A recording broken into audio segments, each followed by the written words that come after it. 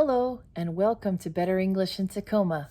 My name is Karen, and today I'm going to be reading to you from The Story of God's Love for You by Sally Lloyd-Jones.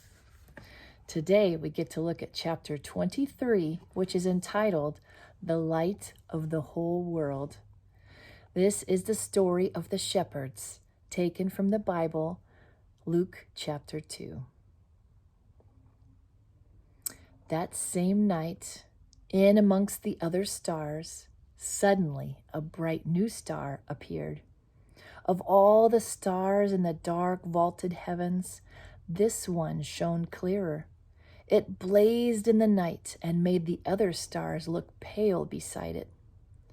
God put it there when his baby son was born, to be like a spotlight shining on him, lighting up the darkness, showing people the way to him. You see, God was like a new daddy. He couldn't keep the good news to himself.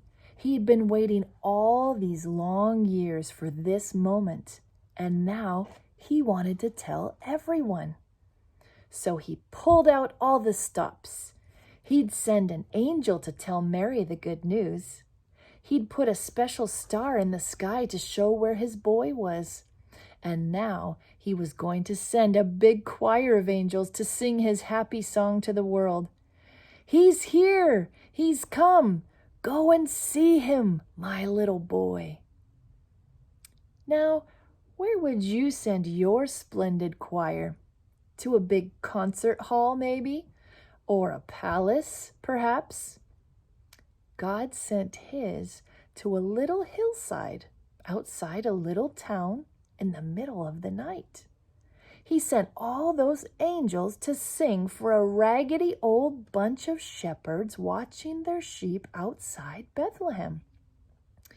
In those days, remember, people used to laugh at shepherds and say they were smelly and call them other rude names, which I can't possibly mention here. You see, people thought shepherds were nobodies, just scruffy old riffraff.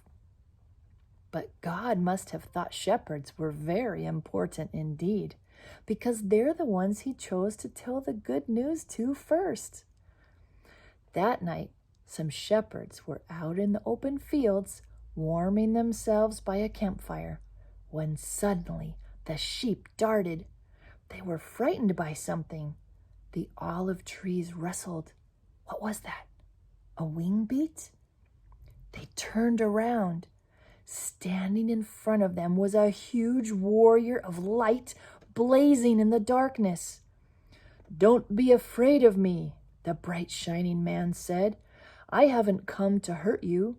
I've come to bring you happy news for everyone, everywhere.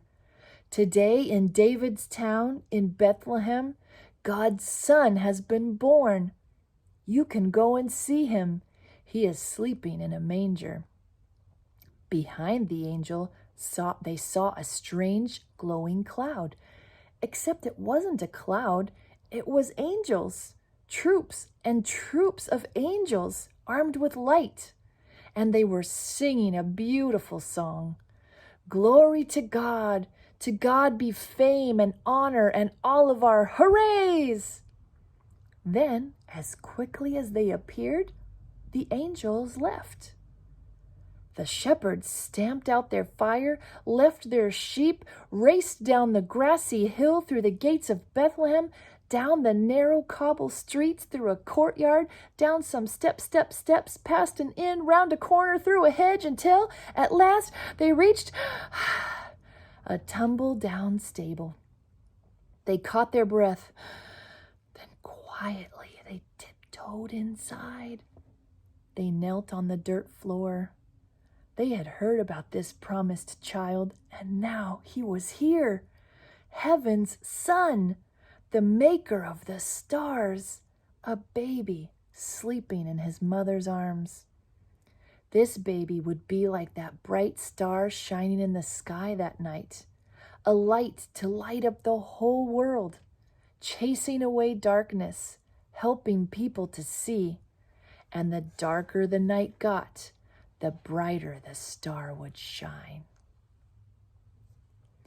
Thank you for joining us on Better English in Tacoma. We look forward to seeing you next time.